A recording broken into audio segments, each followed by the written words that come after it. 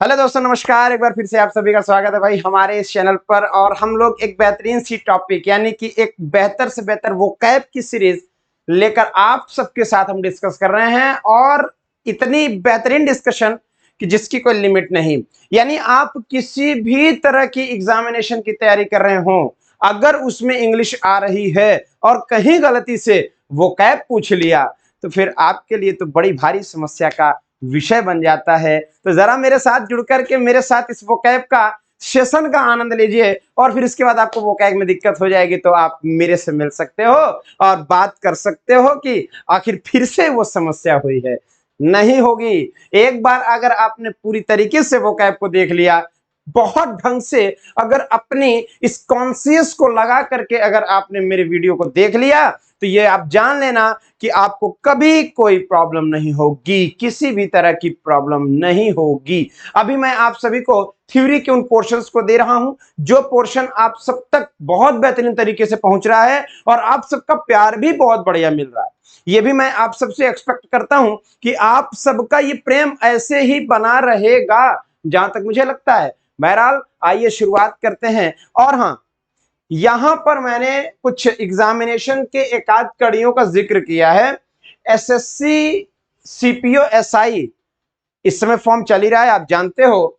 और यहां पर स्टेनोग्राफर, याद रखना इस बात को, सीपीओ एसआई में इंग्लिश की अच्छी मात्रा में क्वेश्चंस होते हैं और वोकैब तो मत कहिए। एसएससी के ग्रेड बी और ग्रेड ए लेवल की नौकरियां जो जहां पर आपको ऑफिसर रैंक की जो है पोस्ट मिलती हैं, वहां पर आपको इंग्लिश बहुत बेहतरीन तरीके से पढ़ना होगा। और मैं एक बात बताऊं, स्टेनोग्राफर में भी आपको इंग्लिश की चीजें मिलेंगी और वोकैब मिलेगा। देखिए भाई, ग्रामर और वोकैब दो ही सेक्शन तो है अंग्रेजी में, यही दो में से आना है।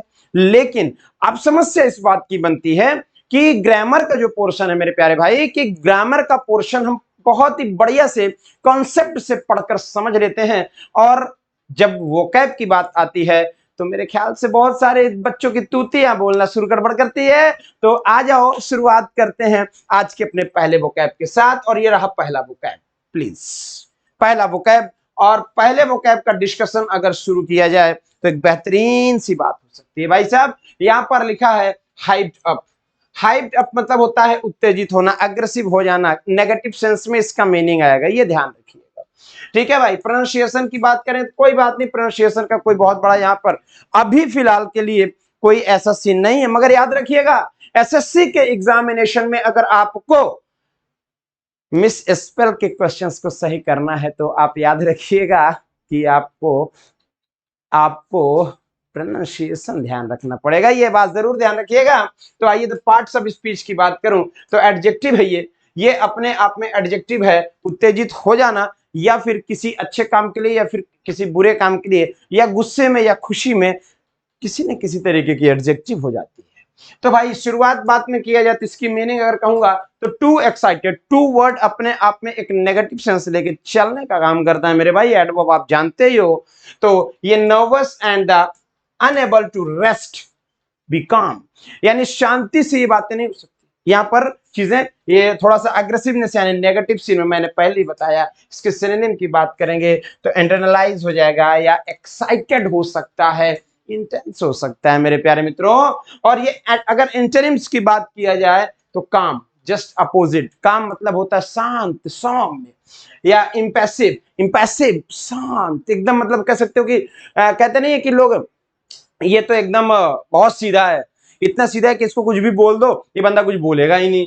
ठीक है, इसके बाद प्लेसिड। भाई सब, प्लेसिड मतलब होता है सौम्य, एकदम शांत, उसको किसी भी तरीके की गुस्सा जैसे आती नहीं। भगवान राम प्लेसिड है, सौम्य है, एकदम शांत है, कोई उत्तेजना नहीं है। ठीक है, तो इसी तरीके से आपको शब्द मिले और सेंटेंसेस की अपने यूज पर ध्यान देना होगा। तो आइए, जो हमारी खूबी है उस खूबी को ध्यान देते हैं कि शब्दों को याद कैसे किया जाए। और शब्द को याद करने के लिए मैं यहां पर एक शब्द लगा दूंगा, हाइपर, यानी hyper hyped up, hyper hyped up, hyper hyped up. मेरे साथ आप बोल तो दो, hyper hyped, hyper hyped up, hyper hyped up. यानी अगर हाइप्ड अप हो गया तो उत्तेजित हो गया। हाइपर का मतलब हो गया उत्तेजित हो जाना, hyper hyped up, hyper hyped up यानी उत्तेजित हो जाना। बहुत बढ़िया, बेहतरीन तरीके से। और नेक्स्ट वर्ड की बात कर ले भाई। नेक्स्ट वर्ड क्या कहता है? क्रुसेड। क्रुसेड का मतलब होता है धर्म युद्ध, धर्म युद्ध। क्रुसेड का मतलब होता है भाई साहब धर्म युद्ध, ऐसा युद्ध जो धर्म के लिए किया गया हो, अपने धर्म के लिए कोई अचीवमेंट कर लिया गया हो। तो क्या लिखा है? ये नाउन है अपने आप में, ये ध्यान रखिएगा, ये जरूर आप माइंड में रखिएगा, क्योंकि अगर पार्ट्स ऑफ स्पीच आप फाइंड कर लोगे तभी आप एंटोनिम और सिनोनिम बता सकते हो। तो ये मीनिंग यहाँ पर हो जाएगी any वेगरस aggressive movement for the defence और द अचीवमेंट्स, यानी कि एक चीज में बता, advancement of an idea and cause, यानी किसी भी तरह के धर्म युद्ध की एक रीजन, एक बात जो बताई जा सके। तो सिनोनिम अगर मैं कहूंगा तो कंपेन हो सकता है, ड्राइव हो सकता है, फाइट हो सकता है, लड़ाई हो सकता है। और यहाँ पर अगर एंटोनिम की बात करें तो प्रिवेंट, हॉल्ट, ये सारी बातें और यूसेज यहाँ पर हो जाएंगे। तो भाई साहब क्रुसेड को याद करने का तरीका मैं बता दूं, क्रुसेड को याद करने के लिए कुरुक्षेत्र याद कर लो, कुरुक्षेत्र याद कर लो मेरे भाई, कुरुक्षेत्र। तो कुरुक्षेत्र से क्रुसेड याद हो गया, कुरुक्षेत्र से क्रुसेड, कुरुक्षेत्र से क्रुसेड धर्म युद्ध, कुरुक्षेत्र से धर्म युद्ध, कुरुक्षेत्र से क्रुसेड, कुरुक्षेत्र से क्रुसेड, कुरुक्षेत्र से क्रुसेड। कितनी बढ़िया सी ट्रिक है नहीं? कुरुक्षेत्र से crusade, Kurukshetra crusade, Kurukshetra crusade. अगर आप कहते हो तो क्रुसेड यानी कुरुक्षेत्र, क्रुसेड या कुरुक्षेत्र धर्म युद्ध। बहुत बढ़िया, वेरी गुड भाई साहब, बहुत बढ़िया तरीके से शब्द याद हो जाएंगे, बहुत अच्छी तरीके से। आ जाओ भाई। नॉस्टैल्जिक, नॉस्टैल्जिक, नॉस्टैल्जिक इसका मतलब जानते हो, है किसी चीज की आतुरता, खासकर किसी याद की, याद की आतुरता, यानी इतनी याद उसको आ रही है, इसकी इतनी याद आ रही है कि मैं क्या बताऊं। क्या करें कि मिसिंग फैमिलियर, कोई चीज मिस किया है, इतना मिस किया है कि उसको याद ही याद आ रही है, बस याद याद याद, बस याद रह जाती है कि नहीं? थिंग्स एंड पर्सन, किसी व्यक्ति के विषय में और किसी वस्तु के विषय में उसकी जो याद है ना, इतनी ज्यादा आतुरता है, इतनी ज्यादा उसको याद आ रही है कि मैं क्या बताऊं, है कि नहीं? तो या student living in hostels often feel, क्या हॉस्टल में रह के अपने घर वालों के लिए हॉस्टैल्जिक, नॉस्टैल्जिक महसूस करते हैं। हॉस्टल में नॉस्टल, हॉस्टल में नॉस्टल, हॉस्टल में नॉस्टैल्जिक। यानी एक बात यहां से अगर किया जाए तो हॉस्टल शब्द अगर दे दें तो हॉस्टल में जब बच्चा चला जाता है तो अपने मम्मी पापा की याद तो उसको बहुत आती है मेरे प्यारे मित्रों। तो हॉस्टल में नॉस्टैल्जिक, हॉस्टल में नॉस्टैल्जिक। जब बच्चा हॉस्टल चला जाता है उसके साथ क्या होती है? नॉस्टैल्जिक हो जाती है। बच्चा जब हॉस्टल चला जाता है तो उसके साथ क्या हो जाता है? नॉस्टैल्जिक हो जाती है। जब बच्चा हॉस्टल चला जाता है तो नॉस्टैल्जिक हो जाती है। क्या हो जाती है मेरे प्यारे मित्रों? Hostel nostalgic, hostel nostalgic, hostel nostalgic, hostel nostalgic. ये देख लीजिए, ये देख लीजिए, हॉस्टल चला गया तो बच्चे के साथ नॉस्टैल्जिक हो गई, उसको याद आएगी अपने घर की, अपने घर की उसे याद आएगी। यानी देखो ना, सिनोनिम देख लो, लोनली अकेलापन महसूस होगा, लॉन्सम होगा भाई से, बहुत अच्छी। सेंटिमेंट तो हो ही जाएगा, जब किसी की याद आएगी तो फिर आदमी सेंटिमेंट तो हो ही जाएगा। होमसिक एंड रिग्रेटफुल, भाई साहब थोड़ी सी दुख वाली बात भी महसूस करेगा। नेक्स्ट वर्ड है ग्रेसियस, नेक्स्ट वर्ड है ग्रेसियस, बहुत बढ़िया वर्ड है ग्रेसियस। नेक्स्ट वर्ड है ग्रेसियस। एक चीज ध्यान दीजिएगा, ग्रेसियस का मतलब होता है उदार या दयालु, विनम्र भी कहा जा सकता है, दयालु, उदार या फिर जो है विनम्र। कॉर्शियस, काइंड या प्लीजेंट, ऐसा भी, ठीक है। His gestures were very gracious, gestures gracious, gesture gracious, बर्ताव, व्यवहार, ठीक है। यानी ग्रेसियस, ग्रेसियस किसके जैसा? ग्रेसियस। तो यहां पर सिनोनिम दिखा है पोलाइट, फ्रेंडली एंड एमिएबल। यानी अगर हम कहें ग्रास जैसा, ग्रास, ग्रास सा, ग्रेसियस, ग्रास सा, ग्रेसियस, ग्रेसियस ग्रास सा, ग्रेसियस ग्रास सा, ग्रेसियस ग्रास सा, ग्रास सा ग्रेसियस, ग्रास सा ग्रेसियस, ग्रास सा उदार, ग्रेसियस उदार, ठीक है भाई, बहुत बढ़िया। नेक्स्ट वर्ड आ जाओ भाई साहब, बहुत बढ़िया। क्वेश्चंस, क्वेश्चंस बताओ ना। क्वेश्चंस का मतलब होता है मेरे भाई भोजन, क्वेश्चंस का मतलब होता है भोजन, ठीक है। द प्रैक्टिस और मैनर ऑफ प्रिपेयरिंग फूड, खाना बनाने की जो प्रैक्टिस होती है ना, जो प्रैक्टिस करते हैं लोग, जो शुरुआत में इनिशियली सीखने का काम करते हैं, उसी को कहते हैं क्यूजाइंस, एंड क्यूजाइंस का मतलब हुआ भोजन बनाने की एक practice. The Munich menu covers various cuisines, यानी कि बहुत सारे मेन्यू कवर्स हैं आपके भोजन बनाने के उस तरीके से। There are the shops with the ethnic consonants and such as the Italian and Japanese food। यहाँ पर खाने की बहुत सारी क्या है, खाने की जो वेरियस आपकी कैटेगरीज में फूड है, टेबल्स है, मेन्यूज है या कॉकरीज है, इतने सारे खाने की अगर बात की जाए तो मेरे भाई खाने के बनाने के तरीके हैं, खाने के बनाने के जो ढंग होते हैं वो चीज की बात कर रही है। ठीक है, मेरी जो कजिन है ना खाना बड़ा अच्छा बनाती, क्यूजिनस। मेरी जो कजिन है कजिनस मेरी जो कजिन है क्यूजिनस मेरी जो कजिन है क्यूजिनस क्यूजिनस मेरी जो भतीजी है यानी कि कजिन है, मेरी जो कजिन है, कजिन भोजन बड़ा अच्छा बनाती, क्यूजिनस, कजिन क्यूजिनस, कजिन क्यूजिनस, कजिन भोजन बड़ा अच्छा बनाती, कजिन क्यूजिनस, कजिन क्यूजिनस भोजन बड़ा अच्छा बनाती, कजिन कजिन क्यूजिनस, कजिन क्यूजिनस। सर इस तरीके से आपको शब्द बहुत बेहतर याद हो जाएगा। नेक्स्ट वर्ड है भाई, नेक्स्ट वर्ड डिलेक्टेबल।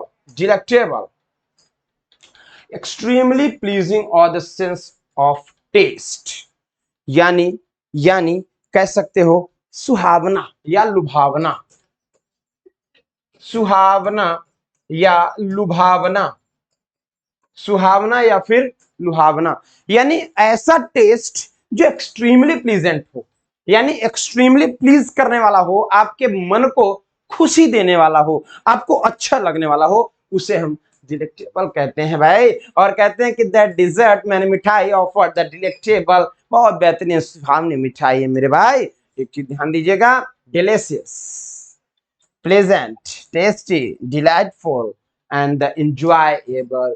डिलेक्टेबल यानी कि डिलीट योग्य ना हो, डिलीट, डिलीटेबल, डिलीटेबल, डिलीटेबल, जो डिलीटेबल ना हो डिलेक्टेबल होगा, जो डिलीटेबल ना हो भाई सीधी सी बात, आपके जीवन सुहावना है तो अपने जीवन के जो सुहावने पल है उसको डिलीट क्यों करोगे।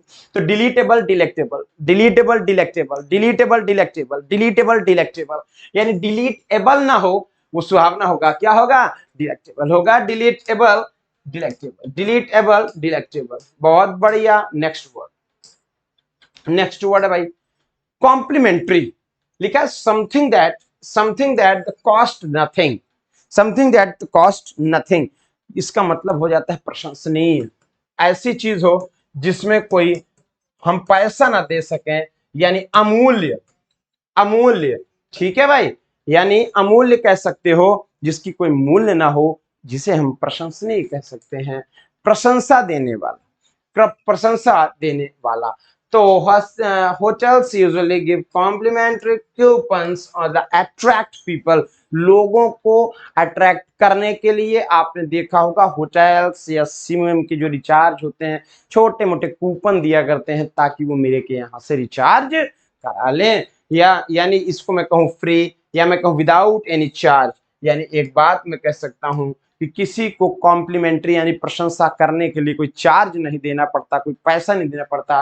भैया इसको याद करने के लिए अगर मैं कहूं तो एक चीज ध्यान देना, काम मेन ट्राई, काम मेन ट्राई, यानी अगर कोई मेन काम ट्राई करे तो कॉम्प्लीमेंट्री हो गया, कॉम्प्लीमेंट्री हो गया। कोई काम मेन अगर ट्राई कर ले, कोई काम मेन अगर ट्राई कर ले, यानी अगर मैं इसे कहूं कि काम COM हो गया और मेन, मेन ये हो गया और TARY ट्राई हो गया, काम कोई ट्राई कर दे तो कॉम्प्लीमेंट्री हो गया, काम अगर कोई ट्राई कर दे तो कॉम्प्लीमेंट्री हो गया। तो काम ट्राई करना, कोई भी ट्राई, जब कोई भी काम आप ट्राई करते हो तो कॉम्प्लीमेंट्री तो होता ही होता है। जब कोई काम आपने ट्राई किया तो लोग प्रशंसा ही तो करते हैं, अरे यार कम से कम कर तो रहा है, ऐसा लोग बोलते हैं ना।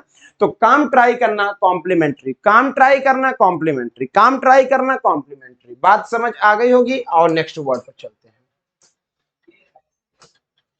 ग्रीवियंस। ग्रीवियंस, ग्रीवियंस का मतलब होता है मेरे भाई शिकायत करना, शिकायत, कंप्लेंट, कंप्लेंट।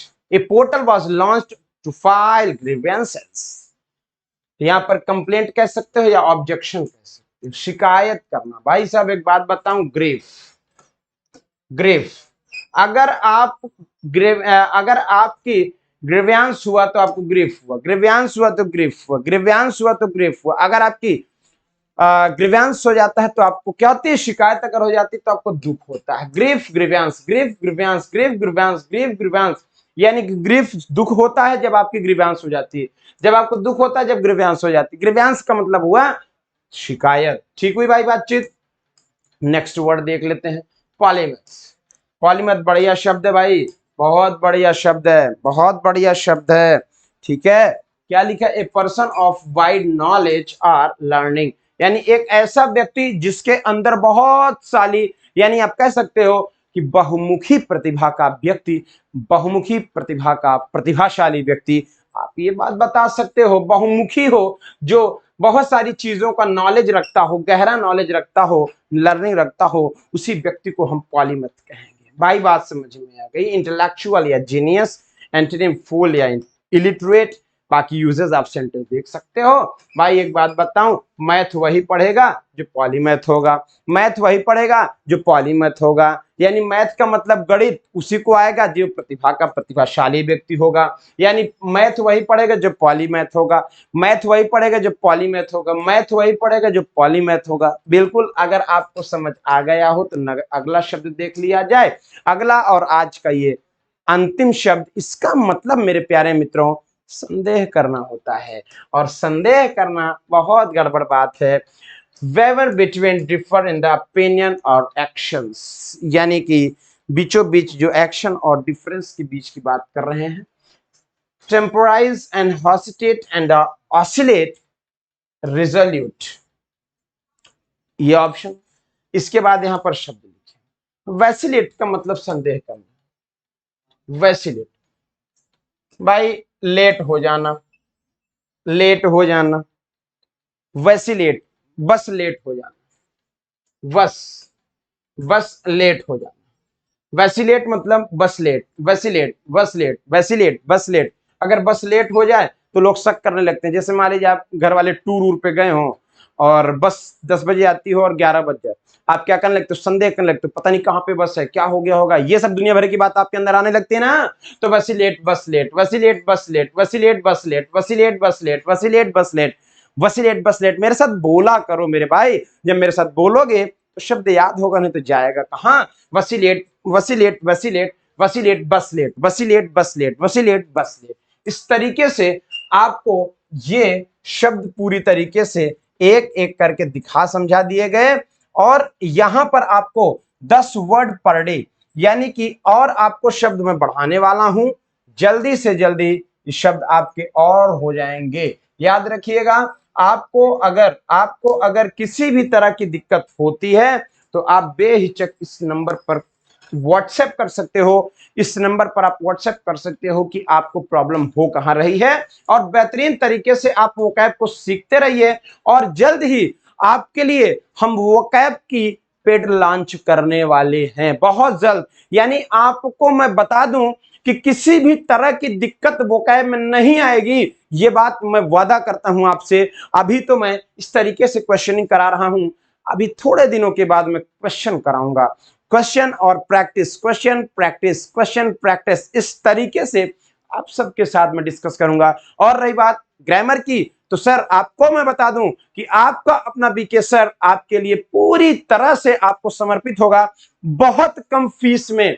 क्या कह रहा हूं, बहुत कम फीस में। याद रखिएगा, उन बच्चों का दर्द मुझे बहुत बढ़िया से पता है जो बेचारे गांव से आते हैं और गांव से आकर के बेचारे बहुत सगज। मैं बता दूं अपनी बात, एक जगह मैं संस्था में पढ़ा रहा था, वहां एक दिन एक बच्चे ने फीस जमा किया मेरे प्यारे मित्रों, 10-10 रुपए की नोट को जमा किया उसने, और उस 10-10 की नोट को देख करके हमारा भी दिल आहत हो उठा कि वास्तव में ये किसी बैंक से निकाला हुआ नहीं है, ये किसी जगह से बैंक किया हुआ पैसा है। यानी वो 10-10 रुपया कहीं ना कहीं से कलेक्ट किया होगा, या तो उसके लाई चने की दुकान होगी, या किसी भी तरीके का ऐसा फुटकर बिजनेस होगा जहां से बेचारा 10-10 रुपया की उस नोट को इकट्ठा करके आज फीस अदा किया है। उसकी फीस को मैं अंजाम दूंगा। आपको मेरे साथ लगे रहना होगा।